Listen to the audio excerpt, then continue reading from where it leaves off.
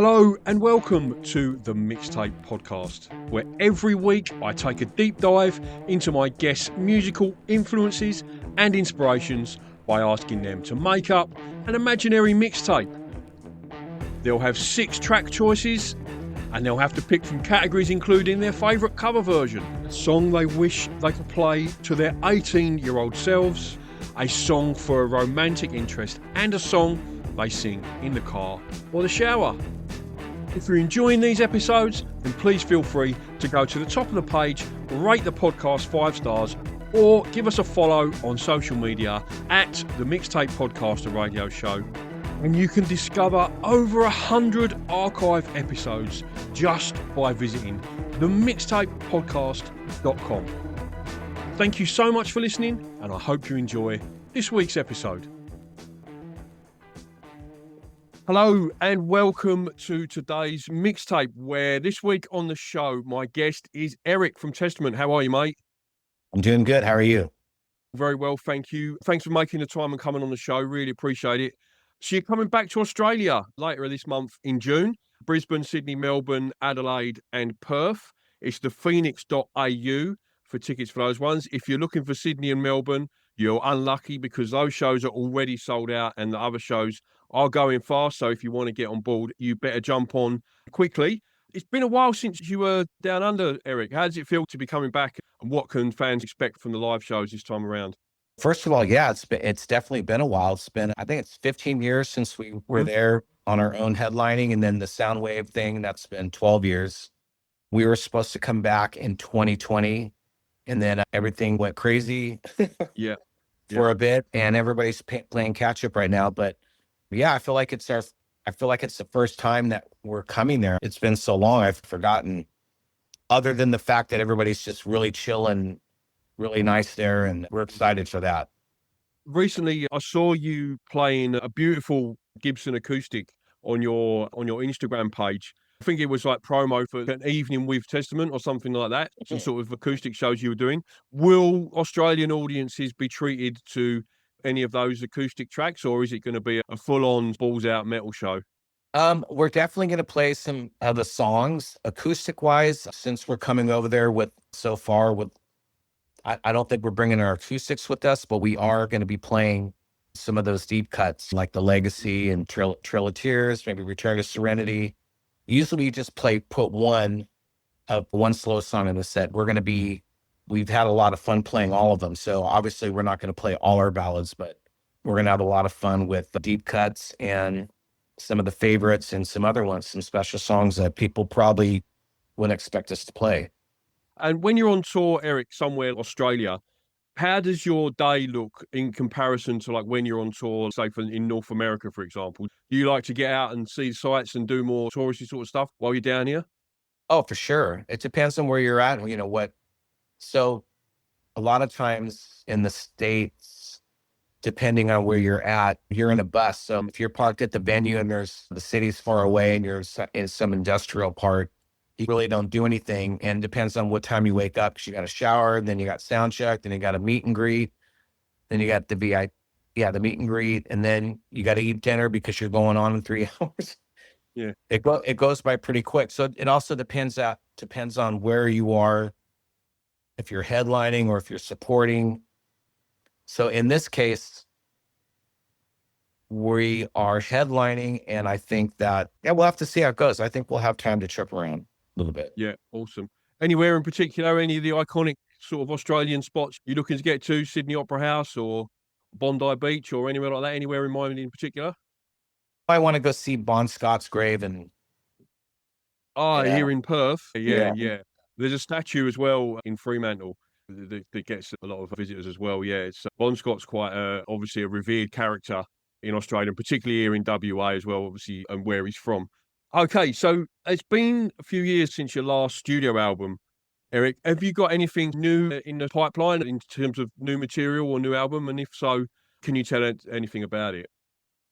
We just finished mixing last Friday, and we're going to be mastering it this week, in the middle of okaying art for the album. So everything needs to be turned in before we leave to Australia. A busy week coming up. but I'm excited because it's all done. We're just putting it all together, getting ready to send it into the label.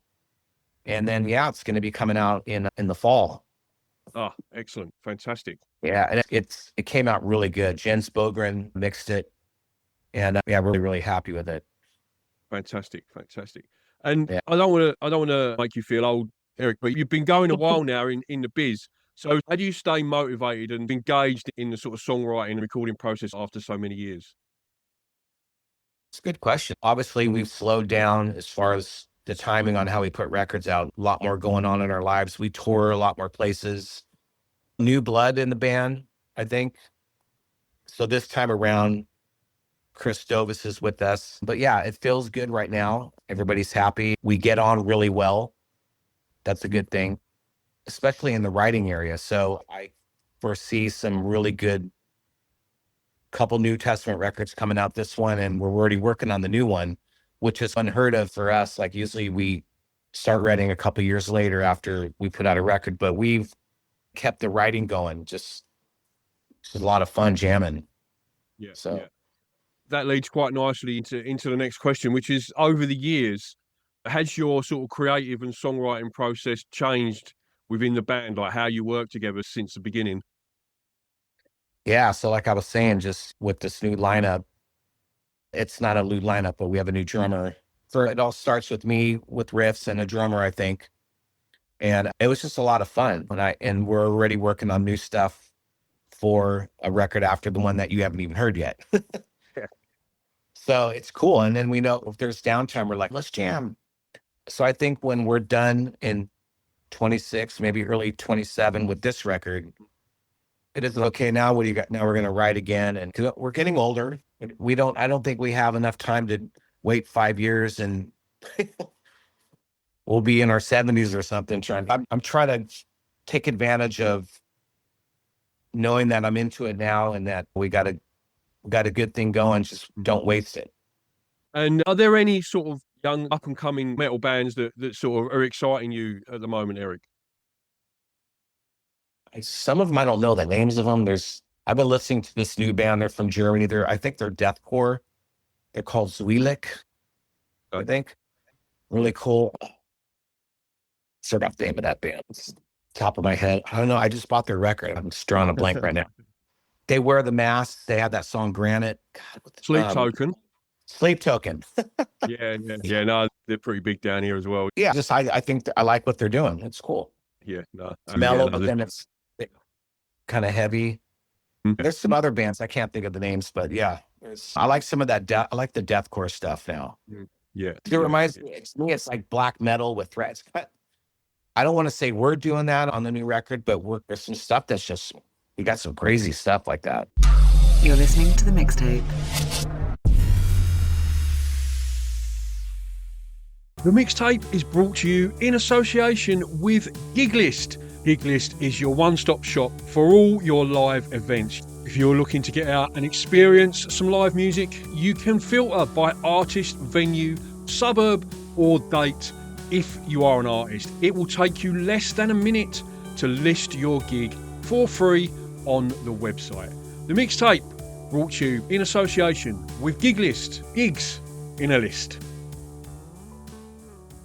All right, Eric, I'm talking about what you're into and what you're listening to. So my radio show is called The Mixtape, and when I get guests on to the show, as a way of exploring their influences and inspirations, I ask you to make up like an imaginary mixtape and pick some tracks for it. Track one of the mixtape, Eric, is every time I put a playlist together or on the radio show, the track one is always a big opener, a big attention grabber to draw people's attention in. So if you were making up a mixtape, what track would you use as a sort of a big attention grabber? So I'm in Testament land right now. Yeah. Electric Crown. Fantastic. And what makes that an attention grabber for you? Just the way it comes in. I think their production and it sets up the riff really good. And I think the vocal pattern's amazing. It's really, for us, it had a radio sound, but it kept the heaviness. Track two, Eric, is what's a song that you sing when you're on your own in the car or the shower? What do you like to belt out, mate? Well, a fun song is, God, there's so many of them. But I think being in the car and just probably Holy Diver or something. Almost could be in the car with Jack Black and looking at each other. Like a bit of Wayne's World action, Bohemian Rhapsody. Yeah, exactly.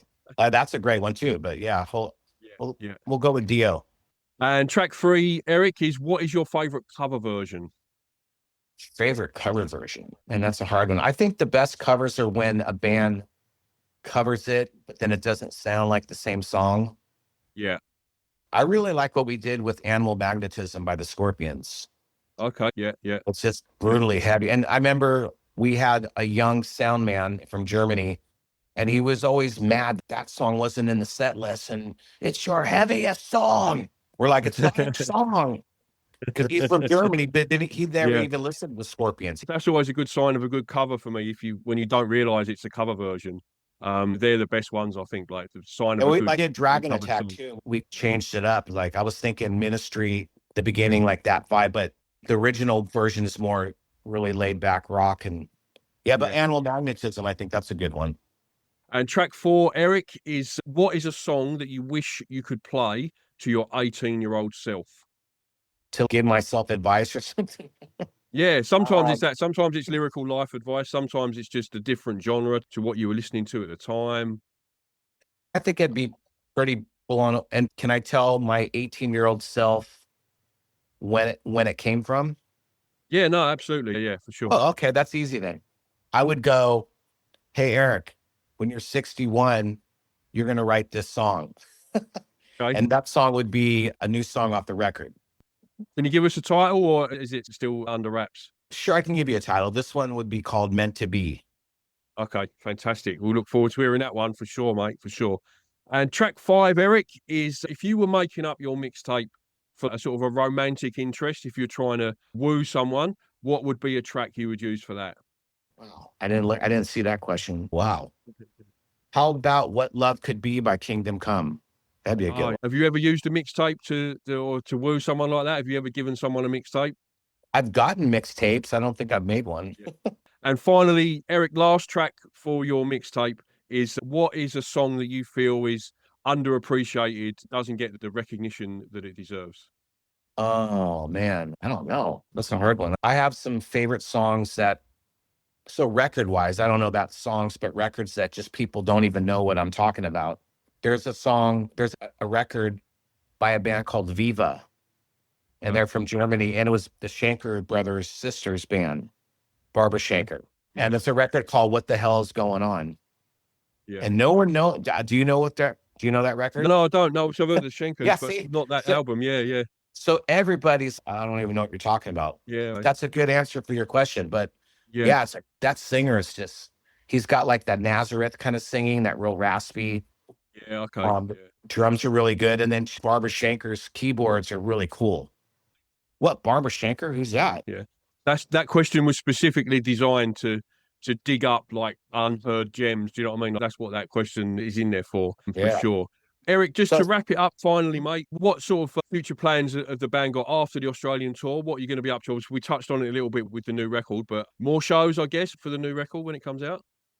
Yeah, there's all that. And then we have all this other stuff coming up that we have planned. We have a couple festivals in the States. We're doing one in Kentucky, and then we're doing a big one here in my hometown, Sacramento. It's called the Aftershock, and that's a pretty big one. That reminds me of something in Europe. It's really well organized, and it's in a big park called Discovery Park. And then we're going to South America in August. And then we are going to Europe in October with Obituary, Destruction, and this newer thrash band, bunch of gals called Nervosa. Eric, safe travels down under, mate. We're really looking forward to seeing you when you get here. As I said, it's the phoenix.au for tickets and information for the Testament Australia tour. Thanks very much for your time, mate. I really appreciate it. All right. Thank you so much. Cheers, Eric. Have a good one, mate. See you later. All right. Take care. Bye-bye. Thank you so much for listening to the Mixtape podcast. If you've enjoyed this episode, don't forget to go to the top of the page and rate it 5 stars, or give us a like or follow on social media at the Mixtape podcast and radio show. Don't forget, there's over 100 archive episodes just waiting to be discovered. And all you need to do is visit themixtapepodcast.com. Thank you so much for listening. Until next time.